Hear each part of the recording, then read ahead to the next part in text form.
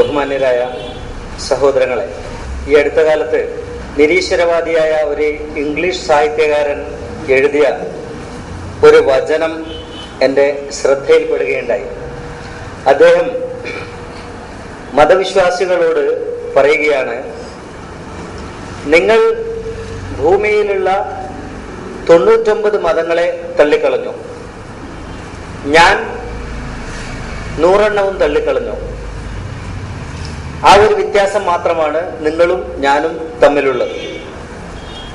നിങ്ങൾ അതേത് മതസ്ഥനായാലും ശരി, നിങ്ങൾ ഏത് മതത്തിലാണോ ആ മതം ഒഴിച്ച് ബാക്കി എല്ലാ മതങ്ങളെയും നിങ്ങൾ തള്ളിക്കളയുന്നു. അതിപ്പം ഭൂമിയിൽ നിലനിൽക്കുന്ന ഇസ്ലാമായാലും ക്രിസ്ത്യാനിറ്റി ആയാലും ജൂതമതമായാലും ജൈനമതമായാലും ഏത് മതമായാലും ആ മതവിശ്വാസി സ്വന്തം മതത്തെ ഒഴിച്ച് ബാക്കി എല്ലാ മതങ്ങളെയും തള്ളിക്കളയുന്നു. സ്വന്തം മതം മാത്രം ശരി എന്ന് അയാൾ വിശ്വസിക്കുന്നു. അയാളുമായി സംസാരിച്ചാൽ സ്വന്തം മതത്തെ മാത്രം സത്യപ്പെടുത്തിക്കൊണ്ട് മറ്റുള്ള മതങ്ങളെ മുഴുവൻ തള്ളിക്കളയാൻ അവർക്ക് വളരെ വലിയ ന്യായങ്ങളുണ്ടാവും. ആ മനുഷ്യന്റെ ബോധതലത്തെ മുഴുവൻ കീഴടക്കുന്ന ന്യായങ്ങൾ ആ മനുഷ്യനുണ്ടാവും. അതിനെ മുന്നിൽ വെച്ചുകൊണ്ട് ആരോടും അവർ വാദിച്ചു നിൽക്കുകയും ചെയ്യും. പക്ഷെ ഈ സാഹിത്യകാരൻ പറയുകയാണ്, നിങ്ങൾ ഏത് ന്യായങ്ങൾ വെച്ചാണോ ഭൂമിയിലുള്ള 99 മതങ്ങൾ 99 മതങ്ങൾ എന്ന് അദ്ദേഹം പറയുമ്പോൾ ഭൂമിയിൽ 100 മതങ്ങളാണുള്ളത് എന്നതിന് അർത്ഥമില്ല. അത് ഒരു റൗണ്ട് ഫിഗറായി അല്ലെങ്കിൽ 100% ഒരു പൂർണ്ണതയ്ക്ക് വേണ്ടി അങ്ങനെ എടുത്തെങ്കിൽ അതിനൊന്നൊഴിച്ച് ബാക്കി എല്ലാത്തിനെയും നിങ്ങൾ തള്ളിക്കളയാൻ കണ്ടെത്തുന്ന ന്യായങ്ങൾ എന്താണോ അതേ ന്യായങ്ങൾ ഉപയോഗിച്ചുകൊണ്ട് തന്നെ ആ 100ാമത്തെ മതത്തെയും അഥവാ നിങ്ങളുടെ മതത്തെയും തള്ളാൻ എന്റെ കയ്യിൽ ന്യായമുണ്ട് എന്നാണ് മതത്തെ നിഷേധിക്കുന്നവർ, നിരീശ്വരവാദത്തെ ഉൾക്കൊള്ളുന്നവർ അവകാശപ്പെടുന്നത്. സത്യത്തിൽ മതത്തിൻ്റെതായ ചട്ടക്കൂടുകൾക്ക് പുറത്തു നിന്നുകൊണ്ട് ചിന്തിച്ചു നോക്കിയാൽ ഒരുപക്ഷെ ഈ നിരീശ്വരവാദിയുടെ വാദമാണ് ശരി എന്ന് തോന്നും. കാരണം ഓരോ സംഘടിത പ്രസ്ഥാനവൽക്കരിക്കപ്പെട്ട മതങ്ങളുടെയും അകത്ത് നിൽക്കുന്നവർ അവരുടെ സംഘടിത മതത്തെ മാത്രം സത്യപ്പെടുത്തുകയും മറ്റുള്ളവരുടെ മുഴുവൻ മതങ്ങളെയും നിഷേധിക്കുകയും അല്ലെങ്കിൽ തള്ളിക്കളയുകയും ചെയ്യുമ്പോൾ ബാക്കിയുള്ള മതങ്ങളെ തള്ളിക്കളയാൻ എന്തൊക്കെ ന്യായങ്ങളാണോ ഈ മനുഷ്യൻ നിരത്തുന്നത്, ആ ന്യായങ്ങളൊക്കെ മറ്റൊരു കോണിലൂടെ നോക്കിയാൽ ഇയാളുടെ മതത്തിനും ബാധകമാണ് എന്ന് കാണാൻ നമുക്ക് കഴിയുന്നുണ്ട്. എല്ലാ മതങ്ങൾക്കും അത് ബാധകമാണ് എന്ന് കാണാൻ കഴിയുന്നുണ്ട്. ഒരുപക്ഷെ എനിക്ക് തോന്നുന്നു ഭൂമിയിൽ ഇന്ന് നിലനിൽക്കുന്ന എല്ലാ മതങ്ങളും സമുദായവൽക്കരിക്കപ്പെട്ടത് കൊണ്ടാണ് അങ്ങനെ ഒരു അവസ്ഥയിലേക്ക് മതവിശ്വാസികൾ എത്തിപ്പെട്ടത് എന്ന് ചിന്തിച്ചാൽ തെറ്റില്ല. ഓരോ മനുഷ്യനെ സംബന്ധിച്ചിടത്തോളം ഇന്ന് അവന്റെ മതം അവനെ സംബന്ധിച്ചിടത്തോളം അവന്റെ ജനനം കൊണ്ട് അവനെ കൈവരുന്ന ഒരവസ്ഥയാണ്. ക്രിസ്ത്യാനിറ്റി ഒരു സമുദായമാണ്, ജൂതായിസം ഒരു സമുദായമാണ്. പല മതങ്ങളും അത് അങ്ങനെ തന്നെ പ്രത്യക്ഷത്തിൽ അവകാശപ്പെടുന്നും ഉണ്ട്. ചില മതങ്ങളിലേക്ക് ആ മതത്തിലെ പെട്ട മാതാപിതാക്കൾക്ക് ജനിച്ചവർക്കല്ലാത്ത പ്രവേശനമില്ലാത്ത വിധം വേലികൾ കൊട്ടിയടിക്കപ്പെട്ട മതങ്ങൾ വരെ ഉണ്ട്, ജൂതായിസം പോലെ. മറ്റൊരു ജൂതനോ ജൂത സ്ത്രീക്കോ അല്ലാതെ പിറന്ന ഒരാൾക്ക് ജൂതമതം സ്വീകരിക്കാൻ കഴിയില്ല എന്നാണ് നിയമം. അങ്ങനെ ഈ മതങ്ങളെ ഒരു തരത്തിൽ സമുദായവൽക്കരിച്ചതിന്റെ ഒരു ദൂഷ്യമാണത് എന്ന് പറയേണ്ടി വരും. നമ്മളൊക്കെ ജനിച്ചു കഴിഞ്ഞ് അല്പം കഴിയുമ്പം തന്നെ ഒരു മിഥ്യാബോധം നമ്മുടെ മനസ്സുകളെ ഭരിക്കാൻ തുടങ്ങിയിരുന്നു. ചെറുതായിരിക്കുമ്പം തന്നെ നമ്മുടെ ഉള്ളിലേക്ക് കുത്തിവെക്കപ്പെട്ട ഒരു തരം റേസിസം, ഒരു തരം ജാതി വ്യവസ്ഥയുടെ ജാതി വ്യവസ്ഥയുടെ മോശമായ ഒരവസ്ഥ നമ്മുടെ ഉള്ളിലേക്ക് കുത്തിവെക്കപ്പെട്ടിരുന്നു. അത് നമ്മൾ അനുഭവിച്ചത്, സ്വാഭാവികമായും നമ്മൾ അനുഭവിച്ചത് ഭൂമിയിൽ നിലനിൽക്കുന്ന വ്യവസ്ഥകളിലും ഭൂമിയിൽ നിലനിൽക്കുന്ന മതങ്ങളിലും സമുദായങ്ങളിലും ഏറ്റവും ഉന്നതമായ സമുദായം മുസ്ലിമാണ്, ഇസ്ലാമാണ്. ഇസ്ലാം ഖുർആൻ വിഭാവനം ചെയ്ത ഇസ്ലാമാണോ അത് എന്ന് പരിശോധിച്ചിട്ടല്ല. നമ്മളൊരു സമുദായം എന്ന നിലയിൽ ഇസ്ലാമിക സമുദായം മുസ്ലിം സമുദായത്തിനകത്ത് പിറന്നപ്പോ മുസ്ലിങ്ങൾ വിചാരിച്ചു ഭൂലോകത്തെ ഏറ്റവും ഉന്നതമായ സമുദായം മുസ്ലിം സമുദായമാണ്. എന്റെയൊക്കെ നാട്ടിൽ കുറച്ചു കാലം മുമ്പ് വരെ മുസ്ലിങ്ങൾ അല്ലാത്തവർ പാകം ചെയ്ത ഭക്ഷണം കഴിക്കാൻ മുസ്ലിങ്ങൾ മടിച്ചിരുന്ന ഒരവസ്ഥ ഉണ്ടായിരുന്നു. ഇവിടെ ഉണ്ടായിരുന്നു എന്ന് എനിക്കറിയില്ല. ഒരുമിച്ചിരുന്ന് ഭക്ഷണം കഴിക്കാത്ത ഒരവസ്ഥ ഉണ്ടായിരുന്നു. അപ്പോഴൊക്കെ ചെറുതായിരുന്ന ഞാൻ ചിന്തിച്ചിരുന്നത് അത്രയ്ക്കും ഉയർന്ന ഒരവസ്ഥയിലാണ് ഞാൻ എന്നാണ്. എന്നാൽ ഇതേ ഒരവസ്ഥ ആരുടെ ഭക്ഷണമാണോ നമ്മൾ ഒഴിവാക്കിയിരുന്നത് അവരും ചിന്തിച്ചിരുന്നു എന്നറിഞ്ഞപ്പോഴാണ് ഇതിലൊരു വൈരുദ്ധ്യം എനിക്ക് മനസ്സിലായത്. ആരുടെ ഭക്ഷണമാണോ അവർ അധസ്ഥിതരാണ് എന്നതിന്റെ പേരിൽ ഒഴിവാക്കിയത്, അവർ മുസ്ലിങ്ങൾ പാകം ചെയ്ത ഭക്ഷണം കഴിക്കാൻ മടിച്ചിരുന്നു. നാട്ടിപ്പണിക്ക് വയലിൽ പണിയെടുക്കാൻ വന്ന അമുസ്ലിം സ്ത്രീകൾ മുസ്ലിം വീടുകളിൽ നിന്ന് പഴം അതുപോലെ പാകം ചെയ്യേണ്ടതല്ലാത്ത ഭക്ഷണങ്ങൾ വാങ്ങിച്ചു കഴിച്ചാലും ചായ പോലും മുസ്ലിം സ്ത്രീകൾ ഉണ്ടാക്കിയാൽ വാങ്ങിച്ചു കഴിക്കാത്ത അവസ്ഥ അവർക്കും ഉണ്ടായിരുന്നു. അപ്പൊ സ്വാഭാവികമായിട്ടും അല്പം ചിന്ത ഉള്ളിലേക്ക് വരുമ്പോ നമുക്ക് തോന്നും അവരുടെ ഉള്ളിലുമുണ്ട് ഈ ചിന്ത. അവരും ചിന്തിക്കുകയാണ് ഞങ്ങളാണ് ഭൂമിയിലെ ഏറ്റവും ഉത്തമമായ ഉന്നതമായ സമുദായം. യഥാർത്ഥത്തിൽ ഈ ചിന്ത ഭൂമിയിലുള്ള ചിന്താശക്തിയുള്ള ഓരോ മനുഷ്യന്റെയും ഉള്ളിൽ ഉണ്ട് എന്നതാണ് ശരി. ഓരോരുത്തരും ചിന്തിക്കുകയാണ് ഞാൻ ഇരിക്കുന്ന അവസ്ഥയിൽ ഞാനാണ് ഉത്തമൻ, ഞാൻ ഇരിക്കുന്ന അവസ്ഥയിൽ ഞാൻ ഏത് സമുദായത്തിലാണോ ആ സമുദായമാണ് ഏറ്റവും ഉത്തമൻ എന്ന് വിശ്വസിക്കുന്നു. ഇവിടെ ഖുർആനിന്റെ അനുയായികൾ എന്ന് അവകാശപ്പെടുന്ന മുസ്ലിം സമുദായം, ഖുർആനിന്റെ അനുയായികൾ എന്ന് അവകാശപ്പെടുന്ന മുസ്ലിം സമുദായം ഖുർആനിൽ നിന്ന് ചില ഉദ്ധരണികൾ ഇതിനു വേണ്ടി എടുത്തു പറയാറുണ്ട്. അതിലൊന്നാണ് ഞാൻ ആദ്യം ഓതിവെച്ച കുന്തും ഖൈറ ഉമ്മത്തിൻ ഉഖ്രിജത്ത് ലിന്നാസ്.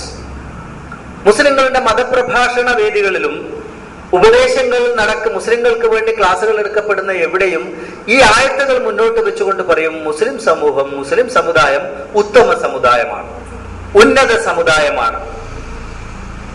ഉന്നത സമുദായമാണ്, ഉത്തമ സമുദായമാണ് എന്ന് പറഞ്ഞതിൽ നമ്മൾ ഈ സമൂഹം ഒരുതരം ആശ്വാസം കണ്ടെത്തുന്നുണ്ട് എന്നതാണ് സത്യം. ഉന്നത സമുദായമാണ്, ഉത്തമ സമുദായമാണ്. ഉത്തമ സമുദായമായതിന്റെ പേരിൽ തന്നെ ദൈവം നമ്മെ ഉത്തമ സമുദായമാക്കി മാറ്റിയിട്ടുണ്ടെങ്കിൽ, ഉത്തമ സമുദായമാണ് നമ്മൾ എന്ന് പറയാൻ ദൈവം തയ്യാറായിട്ടുണ്ടെങ്കിൽ ദൈവം നമുക്ക് കനിഞ്ഞു നൽകിയ ഒരു അവസരമാണത്, ഒരു സ്ഥാനമാണത് എന്ന് നമ്മൾ വിശ്വസിക്കുന്നു. സ്ഥാനമാകുമ്പോൾ സ്വാഭാവികമായിട്ടും ദൈവം നമുക്ക് ഫ്രീ ആയിട്ട് തന്നതാണത്. ആ സ്ഥാനം കിട്ടാൻ വേണ്ടി നമ്മളൊന്നും ചെയ്തിട്ടൊന്നുമില്ല. നമ്മൾ നമ്മുടേതായ നിയന്ത്രണത്തിലല്ലാതെ നമ്മുടെ അറിവിന്റെ യാതൊരു പരിധിയിലും പെടാതെ ഏതോ ഒരു കുടുംബത്തിൽ വന്ന് ജനിച്ചു. ആ കുടുംബം മുമ്പേ പാരമ്പര്യമായി ഒരു സമുദായത്തിൽപ്പെട്ടവരായിപ്പോയത് കൊണ്ട് നമ്മളും ആ സമുദായത്തിന്റെ ഭാഗമായി. അങ്ങനെ ഒരു ലോട്ടറി അടിച്ചതെന്ന പോലെ ഫ്ലൂക്കിൽ ബന്ധപ്പെട്ട ഒരു സമുദായത്തിന്റെ ഭാഗമായതുകൊണ്ട് നമ്മൾ ഉത്തമരായി തീർന്നു.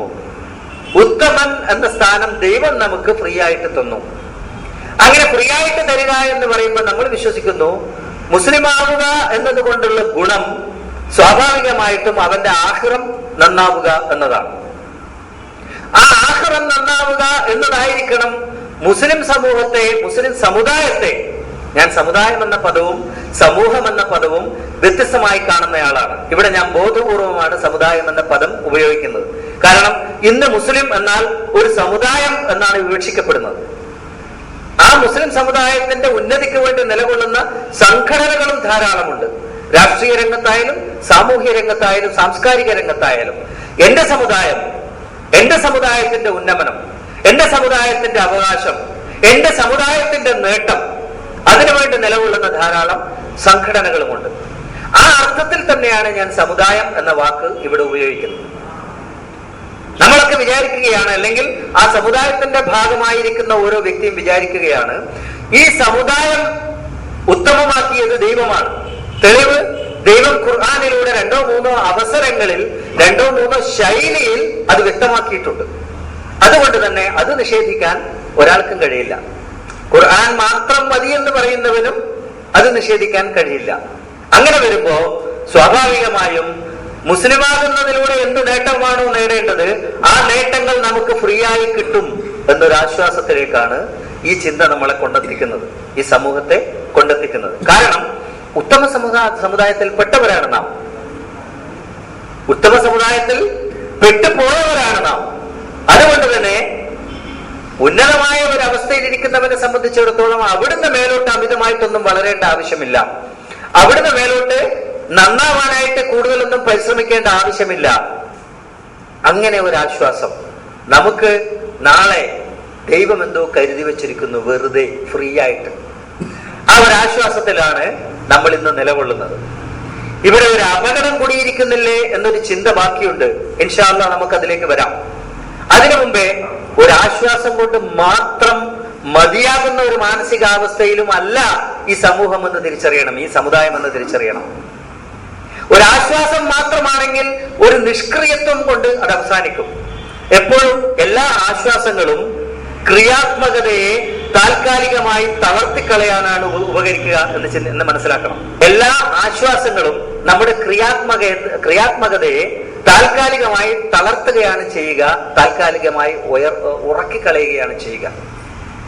എനിക്ക് ആവശ്യമായത് അവിടെയുണ്ട് എന്ന ചിന്ത പിന്നെ ഒന്നും പ്രവർത്തിക്കേണ്ടതില്ല എന്ന ചിന്തയിലേക്കാണ് നയിക്കുക.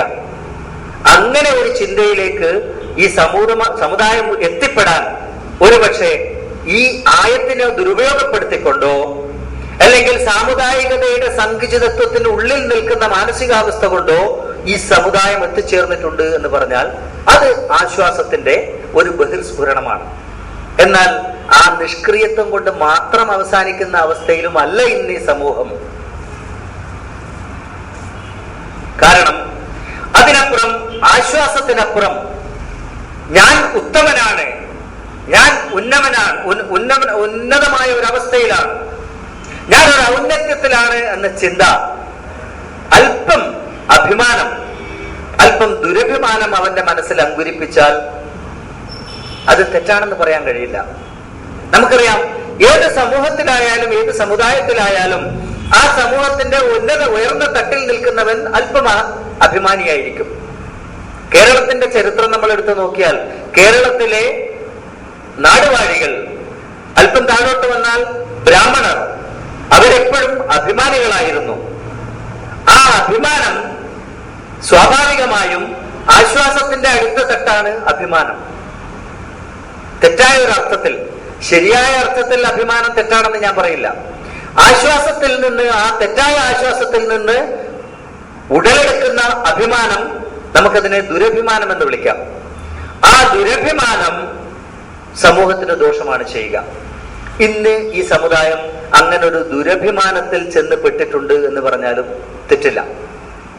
സ്വാഭാവികമായും മനുഷ്യന്റെ മനസ്സിനെ നമ്മൾ വിശകലനം ചെയ്യാൻ ശ്രമിച്ചാൽ ദുരഭിമാനങ്ങളെല്ലാം ചെന്ന് അവസാനിക്കുക അഹങ്കാരത്തിലാണ്. എല്ലാ ദുരഭിമാനങ്ങളും അവസാനം ചെന്ന് എത്തുന്നത് അഹങ്കാരത്തിലാണ്. ആ ഒരു അവസ്ഥയിലാണ് ഇന്ന് മുസ്ലിം സമുദായം എന്ന് പറഞ്ഞാൽ എല്ലാവരും സമ്മതിക്കും. അഹങ്കാരത്തിന്റെ ഒരു പ്രതീകമായി ഈ സമുദായം മാറിയിട്ടുണ്ടെങ്കിൽ എനിക്ക് തോന്നുന്നു ഈ സാമുദായികതയിൽ നിന്ന് ഉൾക്കൊണ്ട എന്റെ സമുദായം ഉന്നത സമുദായം, ഉത്തമ സമുദായം എന്ന ചിന്തയല്ലേ അങ്ങോട്ട് എത്തിച്ചത് എന്ന് ചിന്തിക്കാനാണ് ഞാൻ ഇത്രയും പറയുന്നത്. ഏതൊരു സമൂഹത്തിന്റെയും ഏറ്റവും മോശമായ സൃഷ്ടി ഒന്നും നഷ്ടപ്പെടാനില്ലാത്ത ഒരു സൃഷ്ടിയാണ്. ഒന്നും നഷ്ടപ്പെടാനില്ലാത്ത ഒരു ജനത, അതാണ് ഏതൊരു സമൂഹത്തിന്റെയും ഏറ്റവും മോശമായ സൃഷ്ടി.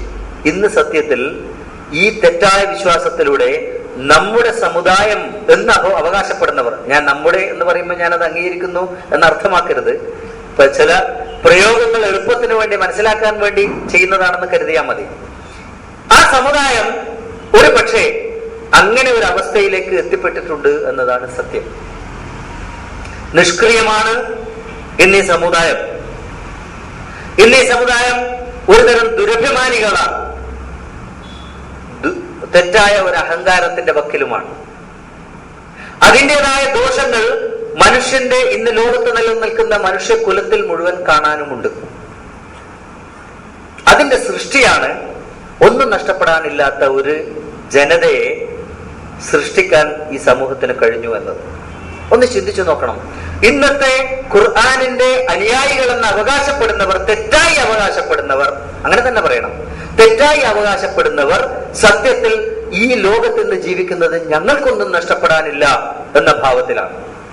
ഞങ്ങൾക്കൊന്നും നഷ്ടപ്പെടാനില്ല എന്ന ഭാവത്തിൽ ജീവിക്കുന്ന ജനതയോളം അപകടകാരികളായ ഒരു ജനത, അങ്ങനെ ഒരു ജനതയെ സൃഷ്ടിക്കാൻ സമൂഹത്തിന് കഴിയില്ല. അതിനോളം അപകടകാരികളായ ഒരു ജനതയെ സൃഷ്ടിക്കാൻ സമൂഹത്തിന് കഴിയില്ല. അത്രയ്ക്കും അപകടകാരികളായ അവസ്ഥയിലാണ് ഈ സമൂഹം ഇന്നെത്തിപ്പെട്ടിരിക്കുന്നത്. മറ്റെല്ലാ ജനങ്ങളോടും പുച്ഛമാണ്. മറ്റെല്ലാ ജനങ്ങളും ഒരുതരം തരം താണവർ. അഥവാ ചിന്തിച്ചാലും പരമാവധി ഈ ലോകത്ത് മരണശേഷം ലളിതമായ മലയാളത്തിൽ പറഞ്ഞാൽ മരണശേഷം കാണിച്ചു തരാം എന്നൊരു ഭാവത്തിലുള്ള ഒരു അഹങ്കാരത്തിലാണ് ഈ സമുദായത്തിന്റെ നടപ്പ്. ചിന്തിച്ചു നോക്കണം. ഈ അവസ്ഥയിലേക്ക് എത്താൻ എന്താണ് കാരണം എന്ന് ആലോചിച്ച് നോക്കണം. ഈ സാമുദായികത ഒരുതരം അന്ധതയിൽ നമ്മളെ കൊണ്ടെത്തിച്ചിരിക്കുകയാണ്. ഒരു സ്ത്രീ അവരുടെ ഭർത്താവുമൊത്ത് പുതിയൊരു വീട്ടിൽ താമസം തുടങ്ങി രാവിലെ നോക്കുമ്പോ അപ്പുറത്തെ വീട്ടിലെ സ്ത്രീ ഒരലക്കും കഴിഞ്ഞിട്ട് വസ്ത്രം ഇങ്ങനെ വിരിക്കുക. അപ്പൊ ഈ സ്ത്രീ നോക്കിയിട്ട് പറഞ്ഞു, അവരുടെ അലക്ക് ശരിയായിട്ടില്ല കേട്ടോ, അഴുക്ക് പിടിച്ചിരിക്കുകയാണെന്ന് പറഞ്ഞു. ഭർത്താവ് നോക്കിയിട്ട് ഒന്ന് ചിരിച്ചു. പിറ്റേ ദിവസം വീണ്ടും ഈ സ്ത്രീ പറഞ്ഞു, ഞാൻ ആ സ്ത്രീയോട് നിങ്ങളുടെ അലക്ക് ശരിയായിട്ടില്ല എന്ന് ഇന്നലെ പറഞ്ഞിരുന്നു, എന്നിട്ട് ഇന്നും ശരിയായിട്ടില്ല. അങ്ങനെ തന്നെയുണ്ട്, ഇന്നലത്തെ ആ പാടുകളൊക്കെ അതുപോലെ തന്നെയുണ്ട്. 3-4 ദിവസം കഴിഞ്ഞപ്പോൾ ഭർത്താവ് പോയിട്ട് ഇവരുടെ ജനലിന്റെ ഗ്ലാസ് ഒന്ന് തുടച്ചു, സ്വന്തം വീട്ടിന്റെ ജനലിന്റെ ഗ്ലാസ് ഒന്ന് തുടച്ചു. അപ്പൊ ഭാര്യ പറഞ്ഞ, ഇപ്പൊ വൃത്തിയായി കേട്ടോ. അപ്പുറത്തെ സമുദായത്തിനെ അഴുക്ക് കാണുന്നവൻ സ്വന്തം കണ്ണിന്റെ അഴുക്ക് കാണാത്ത ഒരു അവസ്ഥയിലേക്ക് എത്തിക്കുന്ന അന്ധത നമുക്കുണ്ടാക്കിയിട്ടുണ്ട് എന്നതാണ് സത്യം. ആ ഒരു അന്ധതയിലാണ് നമ്മൾ എന്ന് പറഞ്ഞാൽ തെറ്റല്ല എന്ന് ഞാൻ വിശ്വസിക്കുന്നു. ഇവിടെ നമ്മൾ ഒന്നുകൂടെ പരിശോധിക്കണം. ഖുർആനിൽ കുന്തും ഖൈറ ഉമ്മത്തിൻ എന്ന് തുടങ്ങുന്ന ആയത്ത് ഖുർആനിലുള്ളതാണ്. ആ ആയത്തിനെ മുൻനിർത്തിക്കൊണ്ടാണ് ഈ സമുദായം ഇന്ന് ഞാൻ നേരത്തെ പറഞ്ഞ ആശ്വാസത്തിലേക്കും ആശ്വാസത്തിൽ നിന്ന് അതിനപ്പുറത്തേക്ക് ഒരുതരം അഭിമാനത്തിലേക്കും അഭിമാനത്തിൽ നിന്ന് അഹങ്കാരത്തിലേക്കും വളർന്നുപോയി ഇരിക്കുന്നത് ഈ ആയത്തിനെ മുൻനിർത്തിയിട്ട് തന്നെയാണ്. ഇവിടെ ആ ആയത്തിനെ വേണ്ട രീതിയിൽ ഉൾക്കൊള്ളാൻ ഖുർആനിന്റെ അനുയായികൾക്ക് കഴിയണം എന്ന് ഉത്ബോധിപ്പിക്കാൻ വേണ്ടി മാത്രമാണ് ഞാൻ ഇത്രയും പറഞ്ഞത്. സാമുദായികത ഖുർആൻ അംഗീകരിക്കുന്നില്ല, എന്നാൽ കുന്തും ഖൈറ ഉമ്മത്തിൻ എന്ന് അല്ലാഹു പറഞ്ഞിട്ടുണ്ട്. കുന്തും, നിങ്ങളാണ്, ഖൈറ ഉമ്മത്തിൻ, ഉത്തമ സമൂഹമെന്നോ ജനതയെന്നോ ഒരു കൂട്ടം ആൾക്കാർ, ഒരു പ്രത്യേകമായ ലക്ഷ്യത്തിന് വേണ്ടി നിലകൊള്ളുന്ന ഒരു പ്രത്യേകമായ സംഘത്തെയാണ് നമ്മൾ അങ്ങനെ പറയുക. അത് അവർ ഉത്തമരാണ് എന്ന് ദൈവം പറഞ്ഞിട്ടുമുണ്ട്. അപ്പൊ എന്താ, ദൈവം ഇരട്ടത്താപ്പ് കാണിക്കുകയാണോ?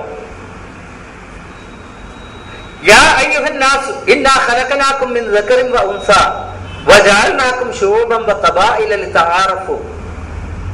അതും ദൈവം തന്നെ പറഞ്ഞതാണ്. അവിടെ സാമുദായികതയെ ദൈവം അംഗീകരിക്കുന്നില്ല എന്ന് വ്യക്തമായി പറഞ്ഞു. യാ അയ്യുഹന്നാസ് ഇന്നാ ഖലഖനാകും മിൻ ദക്കരിൻ വ ഉൻസ വജഅൽനാകും ശുഊബൻ വ ഖബായില ലിതആറഫു. അതിനുവേണ്ടി മാത്രം. ഇന്ന അക്രമക്കും ഇൻദല്ലാഹി അത്ഖാക്കും, അതും പറഞ്ഞു.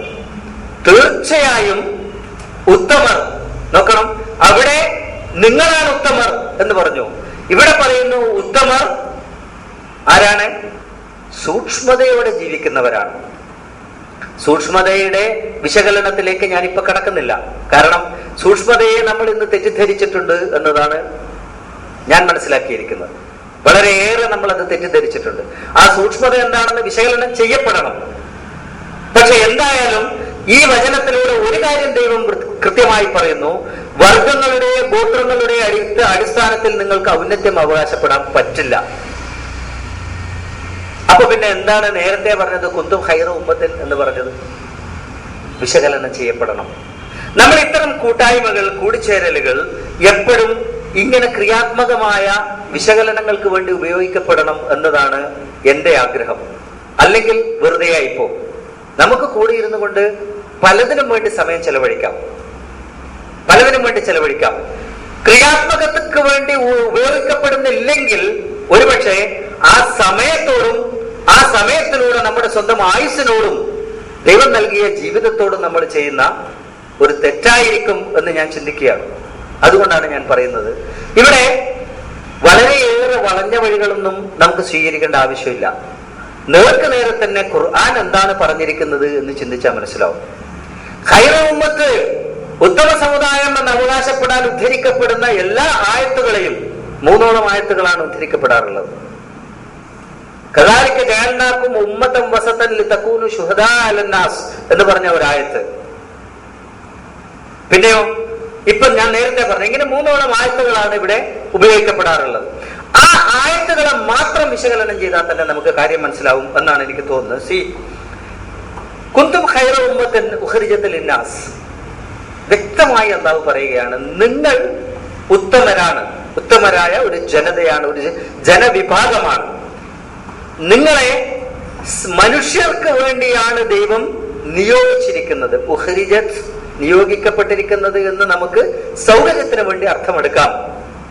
പുറപ്പെടുവിക്കപ്പെട്ടത് എന്ന് അറബിയുടെ ഒരു ശൈലി.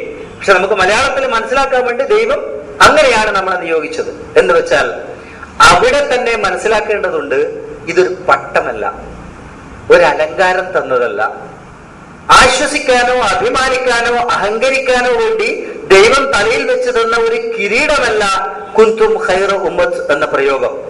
യഥാർത്ഥത്തിൽ കുന്തും ഖൈറ ഉമ്മത്ത് എന്ന് ദൈവം പറഞ്ഞിരിക്കുന്നത് ഒരു ഉത്തരവാദിത്തം ഏൽപ്പിച്ചതാണ്. നമ്മെ ഒരു ഉത്തരവാദിത്തം ഏൽപ്പിച്ചു. എന്താ ഉത്തരവാദിത്തത്തിന്റെ പ്രത്യേകത? ഉഖ്രിജത് ലിന്നാസ്, മനുഷ്യർക്ക് വേണ്ടി നിങ്ങളിതാ നിയോഗിക്കപ്പെട്ടിരിക്കുന്നു എന്ന് ദൈവം പറയുന്നു. സാധാരണ പാരന്റിങ്ങിനെ കുറിച്ച്, മക്കളെ നല്ല വഴിക്ക് നയിക്കുന്നതിനെ കുറിച്ച് നന്നായി ശാസ്ത്രീയമായി അറിയാവുന്ന ഒരു പിതാവ് മക്കളെ ഒരിക്കലും കുറ്റപ്പെടുത്തില്ല, പകരം മക്കളെ പുകഴ്ത്തിക്കൊണ്ടിരിക്കും. ഒരു മകനോട് നീ നല്ലവനാണ് എന്ന് പറഞ്ഞാൽ ഓട്ടോമാറ്റിക്കലി അവന്റെ മനസ്സിലേക്ക് ഫീഡ് ചെയ്യപ്പെടുക, ഞാൻ നന്മ ചെയ്യാൻ ബാധ്യസ്ഥനാണ് എന്നാണ്. എന്റെ മകൻ കളവ് പറയാറില്ല എന്ന് പിതാക്കന്മാർ മക്കളെ കുറിച്ച് അഭിമാനത്തോടു കൂടി പരിചയപ്പെടുത്തി തുടങ്ങിയാൽ മനഃശാസ്ത്രം പറയുന്നു, സ്വാഭാവികമായും മക്കൾ കളവ് പറയുന്ന ശീലത്തിൽ നിന്ന് പുറകോട്ട് പോകും. പക്ഷെ ദൗർഭാഗ്യവശാല് നമ്മള് രക്ഷിതാക്കൾക്ക് ഇന്ന അവസ്ഥ അറിയില്ല. നമ്മൾ നേരെ തിരിച്ചാ, മകൻ ഒരു കളവ് പറഞ്ഞാൽ നമ്മൾ പറയും ഇവന് കളവ് പറയൽ തന്നെയാണ് പണി എന്ന് പറയും. അപ്പം പിന്നെ അവനങ്ങ് തീരുമാനിക്കും ഇനി കളവ് പറയൽ തന്നെയാണ് നല്ലത്. ഓട്ടോമാറ്റിക്കലി അവൻ കളവ് പറയുന്നവനായിട്ട് മാറും. ഇവിടെ ദൈവം മനഃശാസ്ത്രപരമായി മനുഷ്യനെ സമീപിക്കുന്നു എന്ന് ചിന്തിക്കാനാണ് എനിക്കിഷ്ടം. കുന്തും ഖൈറ ഉമ്മത്ത്, നിങ്ങൾ ഉത്തമ സമൂഹമാണ് എന്ന് പറഞ്ഞത് ഉത്തമ സമൂഹമാകാനുള്ള ഒരു പ്രേരണയാണ്. ഉത്തമ സമൂഹമായി മാറേണ്ടത് ചിന്തയിലൂടെയും കർമ്മത്തിലൂടെയുമാണ്. അതെങ്ങനെ എന്നും കൂടെ ദൈവം പറഞ്ഞു, ഉഖ്രിജത് ലിന്നാസ്, മനുഷ്യന് വേണ്ടി നിങ്ങൾ നിയോഗിക്കപ്പെട്ടിരിക്കുന്നു. എന്ത് ചെയ്യണം? നിങ്ങൾ ഉത്തമ സമൂഹമാകണം. എങ്ങനെയാകണം? അതും പറയാതെ ദൈവം വിട്ടിട്ടില്ല. തഅ്മുറൂന ബിൽ മഅറൂഫ്. ഞാനതാ പറഞ്ഞത്, ആ ആയത്ത് മാത്രം ദൈവം മറ്റൊരിടത്ത് പറഞ്ഞു എല്ലാരെക്കാളും കെണി പിടിച്ചത് ഞാനാണ് ദൈവം. ആ കെണി ദൈവത്തിന്റെ എല്ലാ വചനത്തിലും കാണാൻ പറ്റും. ദൈവത്തെ പരാജയപ്പെടുത്താൻ ഒരു സൃഷ്ടിക്കും കഴിയില്ല, ഒരു വചനത്തിലൂടെയും കഴിയില്ല, ഒരു ഡിബേറ്റിലൂടെയും കഴിയില്ല. ഇവിടെ ആര് ഡിബേറ്റിനെ ശ്രമിച്ചാലും ഇതിന്റെ ഉത്തരം ദൈവം തന്നെ പറഞ്ഞിട്ടുണ്ട്, തഅ്മുറൂന ബിൽ മഅറൂഫ്. നിങ്ങൾ നല്ലത് സ്ഥാപിക്കാൻ ശ്രമിക്കണം, നല്ലത് ഭൂമിയിൽ സ്ഥാപിക്കാൻ ശ്രമിക്കണം, അതിനുവേണ്ടി നല്ല കാര്യങ്ങൾക്ക് വേണ്ടി പരിശ്രമിക്കണം. അതാണ് ഉത്തമ സമൂഹം, ഉത്തമ ജനത എന്ന് ദൈവം വിശേഷിപ്പിച്ചതിലൂടെ ദൈവം നമുക്ക് തന്നിരിക്കുന്ന ഒരു ഉത്തരവാദിത്തം. നന്മ പ്രവർത്തിക്കണം, നന്മ സ്ഥാപിക്കുകയും ചെയ്യണം. തഅ്മുറൂന ബിൽ മഅറൂഫ്. മറ്റുള്ളവരോട് നന്മ ചെയ്യണമെന്ന് നമുക്ക് പറയാൻ കഴിയണമെങ്കിൽ ആദ്യം ആ നന്മ നമ്മുടെ ഉള്ളിൽ ഉണ്ടാവണം. അത് ദൈവം വേറൊരു സ്ഥലത്ത് പറഞ്ഞിട്ടുണ്ട്, ലിമ തഖൂലൂന മാ ലാ തഫഅലൂൻ. ഇതൊക്കെ ചേർത്ത് വെക്കുമ്പോൾ ദൈവം നമ്മളെ വലിയൊരു ഉത്തരവാദിത്വമാണ് ഏൽപ്പിക്കുന്നത്. 3 തട്ടുകൾ ആ ആജ്ഞക്കുണ്ട്. 1 തഅ്മുറൂന ബിൽ മഅറൂഫ്, 2 തൻഹൗന അനിൽ മുൻകർ. സമൂഹത്തിന് ഉപകാരപ്രദമല്ലാത്ത, ഗുണപ്രദമല്ലാത്ത അള്ളാഹു ആർക്ക് വേണ്ടിയാണോ നിങ്ങളെ നിയോഗിച്ചിരിക്കുന്നത് ആ മനുഷ്യന് ഉപകാരപ്രദമല്ലാത്തതെല്ലാം നിഷ്കാസനം ചെയ്യാൻ വേണ്ടി പരിശ്രമിച്ചു കൊണ്ടിരിക്കണം. തൻഹൗന അനിൽ മുൻകർ. ചെറിയ ഉത്തരവാദിത്വമല്ല, വളരെ ലളിതമായ ഒരു വാചകം. ഈ വാചകത്തെ എടുത്തുകൊണ്ട് അഹങ്കരിക്കാൻ ശ്രമിക്കുന്നവർ സത്യത്തിൽ ദൈവത്തിന്റെ ഈ ഒരു വാചകത്തെ മാത്രമല്ല നിഷേധിക്കുന്നത്, സത്യത്തിൽ അതിനപ്പുറത്ത് ദൈവം എന്തൊക്കെ മനുഷ്യനിൽ വിഭാവനം ചെയ്യുന്നോ അതിനെ മുഴുവൻ നിഷേധിച്ചുകൊണ്ട് ഏറ്റവും മോശമായ അവസ്ഥയിലേക്കാണ് മനുഷ്യൻ സഞ്ചരിക്കുന്നത് എന്നർത്ഥം. കാരണം ദൈവം മനുഷ്യനെ എങ്ങോട്ടാണ് വലിക്കാൻ ശ്രമിക്കുന്നത് അതിന്റെ നേരെ എതിർദിശയിലേക്കുള്ള സഞ്ചാരമാണ്. അതിന്റെ പേരിൽ അഹങ്കരിക്കൽ, അതിന്റെ പേരിൽ അഭിമാനിക്കൽ, അതിന്റെ പേരിൽ ആശ്വാസം കൊണ്ടുകൊണ്ട് വെറുതെ ഇരിക്കൽ. അതിലെ മൂന്നാമത്തെ കൽപ്പന വതുഉമിനൂന ബില്ലാഹ്. ഈ ദൈവത്തെ ഉപയോഗിച്ചുകൊണ്ട്, അല്ലെങ്കിൽ ദൈവത്തെ ഉപയോഗിക്കുക എന്ന് വെച്ചാൽ ദൈവം ഒരു ഉപകരണമല്ല, പക്ഷെ ദൈവം നമുക്ക് ഉപകരണങ്ങൾ നൽകിയിട്ടുണ്ട്. ആ നൽകപ്പെട്ടതെല്ലാം ദൈവം പ്രതിനിധാനം ചെയ്യുന്നതാണ് ദൈവത്തിന്റെ വ്യവസ്ഥിതി. ആ വ്യവസ്ഥിതികൾ ഉപയോഗിച്ചുകൊണ്ട് ഭൂമിയിൽ സമാധാനം സ്ഥാപിക്കാൻ വേണ്ടി ശ്രമിക്കുക. 3 കാര്യങ്ങൾ പറഞ്ഞു ദൈവം. ഈ 3 കാര്യത്തെയും മറന്നുകൊണ്ടാണ് യഥാർത്ഥത്തിൽ നമ്മൾ ഇന്ന് അഭിമാനിക്കുകയും അഹങ്കരിക്കുകയും ചെയ്യുന്നതെങ്കിൽ അവിടെയാണ് ഞാൻ പറഞ്ഞത്, ദൈവം എങ്ങോട്ടാണോ നമ്മളെ ക്ഷണിക്കുന്നത്, എങ്ങോട്ടാണോ ദൈവം നമ്മളെ പിടിച്ചു വലിക്കുന്നത്, അതിന്റെ നേരെ എതിർദിശയിലേക്കുള്ള ഒരു ചലനമായിട്ട് നമ്മുടെ ഈ പ്രവർത്തനം മാറിപ്പോകും. ചിന്തിക്കേണ്ട ഒരു കാര്യമാണ്. ഗോത്ര, വർഗ, കുടുംബ ചിന്തകളൊക്കെ നമ്മളെ അഭിമാനത്തിലോ ആശ്വാസത്തിലോ അഹങ്കാരത്തിലോ കൊണ്ടെത്തിക്കുന്നുണ്ടെങ്കിൽ അതൊക്കെ കഴുകിക്കളയാൻ ഉപയോഗിക്കേണ്ട ഒരായത്ത്, അതൊക്കെ കഴുകിക്കളയാൻ ഉപയോഗിക്കേണ്ട ഒരായത്ത്. മറിച്ച് അതേ ആയത്തിനെ ഉപയോഗിച്ചുകൊണ്ട് ഇത്തരം ചിന്തകളെ മുഴുവൻ സ്ഥാപിക്കാൻ ഈ സമുദായം ശ്രമിച്ചാൽ ദൈവത്തിന്റെ ആജ്ഞയുടെ നേരെ ഓപ്പോസിറ്റാണ്, നേരെ എതിർദിശയിലേക്കാണ് പോകുന്നത് എന്ന് മനസ്സിലാക്കണം. സ്വാമി വിവേകാനന്ദൻ ഒരു തവണ പറഞ്ഞു, മറ്റുള്ളവർക്ക് വേണ്ടി ജീവിക്കുന്നവനാണ് യഥാർത്ഥത്തിൽ ജീവിക്കുന്നവൻ. തനിക്ക് വേണ്ടി തന്നെ ജീവിക്കുന്നവൻ മരിച്ചവനാണ്, ജീവിക്കുന്നവനല്ല. ഖുർആനിന്റെ ശവം എന്ന പ്രയോഗം ചിന്തിച്ചു നോക്കിയാൽ ആ ശവം എന്ന പ്രയോഗം തന്നെയാണ് വിവേകാനന്ദൻ എടുത്ത് ഉദ്ധരിച്ചത് എന്ന് തോന്നിപ്പോകും. വിശുദ്ധ ഖുർആനിന്റെ ആജ്ഞ, നിർദ്ദേശങ്ങൾ വേണ്ട രീതിയിൽ ഉൾക്കൊള്ളാൻ കഴിയാതെ ജീവിക്കുന്ന മനുഷ്യനെ ചേതനയറ്റവൻ എന്ന അർത്ഥത്തിൽ ദൈവം ശവം എന്ന് പറഞ്ഞു.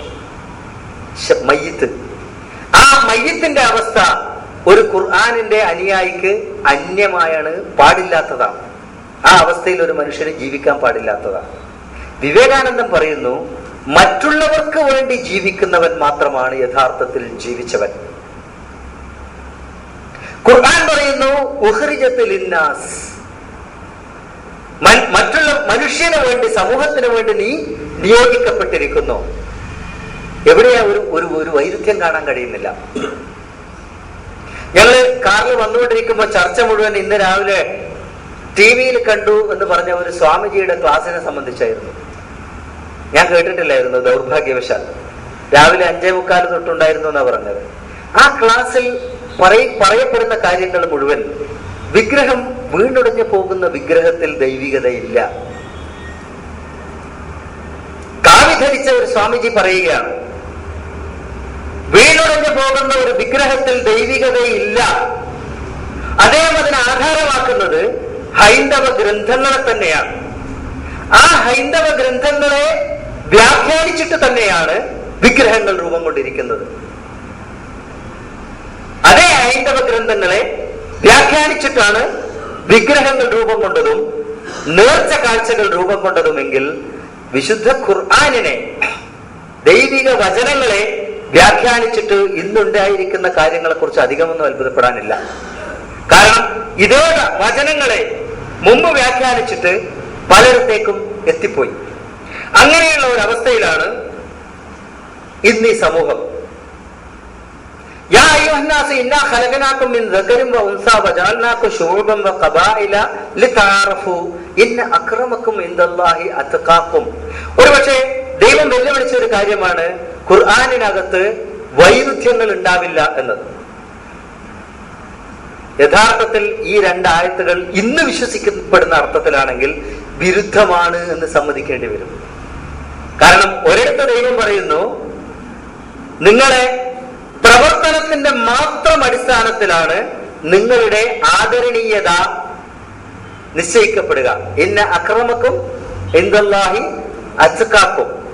എന്നാൽ മറ്റൊരിടത്ത് പറയുന്നു കുന്തും ഖൈറ ഉമ്മത്ത്. നമ്മൾ പറയുന്നു ആ പറഞ്ഞിരിക്കുന്നത് ഒരു സമുദായത്തെ കുറിച്ചാണ്. ഇതാണ് ഒരു വ്യാഖ്യാനം.